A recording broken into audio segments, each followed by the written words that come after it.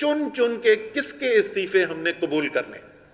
کوشش کیا کی جا رہی ہے؟ کوشش یہ کی جا رہی ہے کہ قانون کو پس پشت رکھ کے سیاست کھیلی جائے، قانون توڑ کر سیاست کھیلی جائے اور تحریک انصاف کے اندر درار ڈالنے کی کوشش کیا جائے.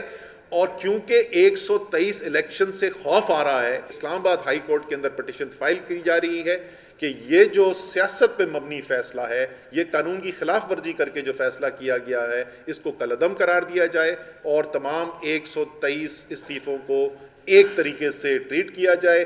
جو پروسیجر ان سب کے لیے استعمال ہوا ہے وہی میرے لیے استعمال ہوا ہے. میرا وہ کہتے ہیں استعفیٰ ٹھیک نہیں ہے، ان کا کہتے ہیں ٹھیک ہے. جس طریقے سے تم جعلی پرچے کاٹ رہے ہو عمران خان کے اوپر، تحریک انصاف کے لیڈرز کے اوپر، ورکر کے اوپر، پولیس تو تمہارے پاس کام پڑنی ہے.